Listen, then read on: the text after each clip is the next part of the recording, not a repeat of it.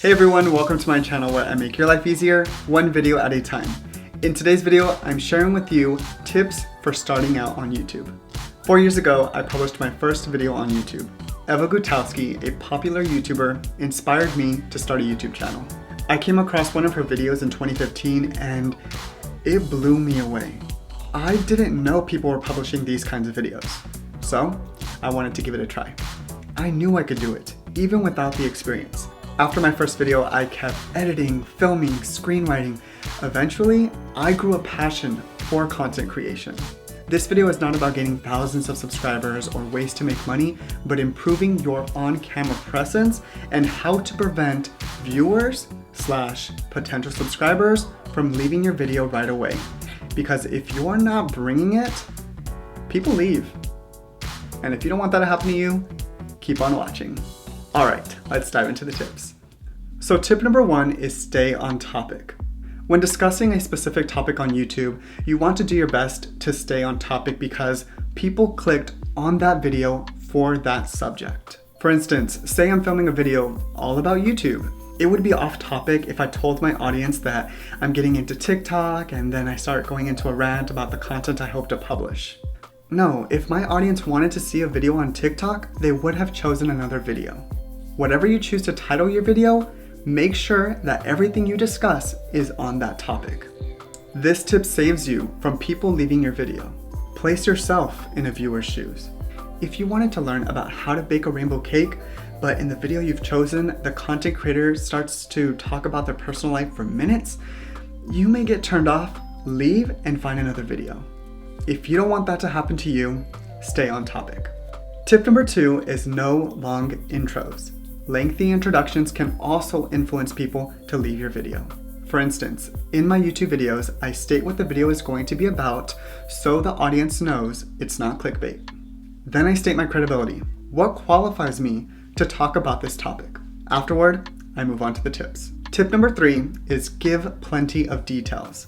To you, you're comfortable talking about a specific topic because of your experience. However, there may be people who are new to the topic and who are interested in learning for the first time.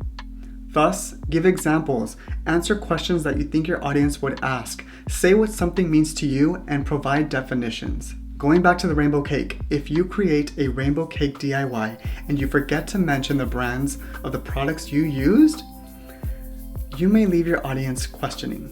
Yes, they can ask for the brands of the products in the comment section, but that's more work you have to do. Even if it takes longer to film or edit your video, provide plenty of details because that's what's going to add value to your viewers. Tip number 4 is eye contact and avoiding verbal fillers.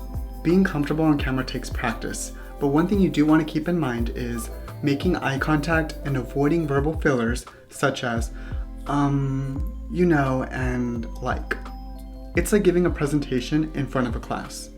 You don't want to stare at the floor, the ceiling, or at cue cards the entire time. Also, you'll annoy your audience if you keep using verbal fillers. Eye contact doesn't mean having a staring contest with your lens, but do look at the glass as much as possible.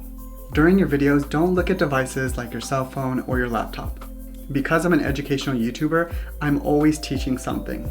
I write scripts so that I can get my point across without wasting time thinking about what I want to say on the spot.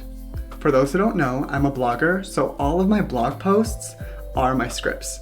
If you want to check out my website, I'll leave the link in the description box.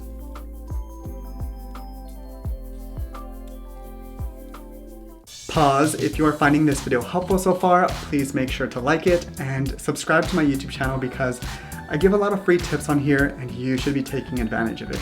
All right, let's keep going. First, while the camera is recording, I look down at my desktop. On the screen is the script. In my head, I memorize 1 to 2 lines quickly. Second, I then look at the lens and say what I read exactly how I would in person. After I've read a sentence or sentences aloud, I pause for about 2 to 3 seconds while I'm still looking at the lens. Then I move on to the next sentences. This is a technique I learned in school when I trained in journalism. Also, this is what spokesmodels do. If you watched America's Next Top Model, you know what I'm talking about during the CoverGirl commercials. This way, when you're editing, it doesn't look so choppy because if you say a line and then quickly look at your desktop, you putting your head down is gonna show in the video. And during your video shoot, you may find yourself getting stuck. Don't worry, this happens to me every time. There are times where I get kind of frustrated and I feel like giving up, but then I just calm down, I pray to God and I tell God, let's get this done. I'm not giving up, help me out.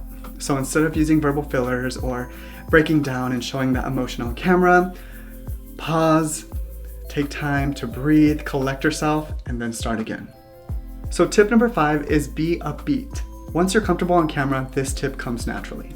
If you started a YouTube channel because you're thrilled to create videos, educate, or turn your passion into profit, bring that energy to your video shoots.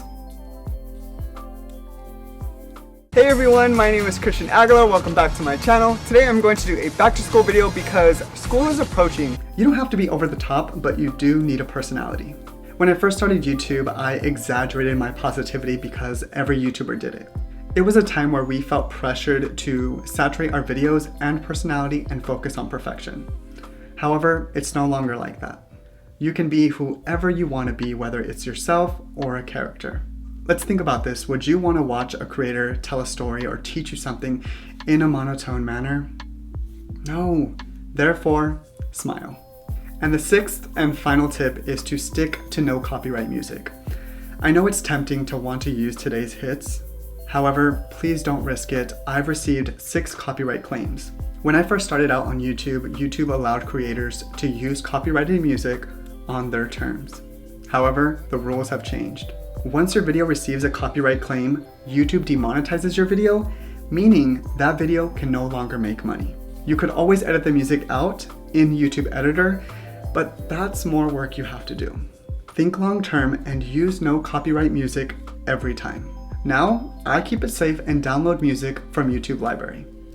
Honestly, it's perfect. It gets the job done. And there you have it, tips for starting out on YouTube.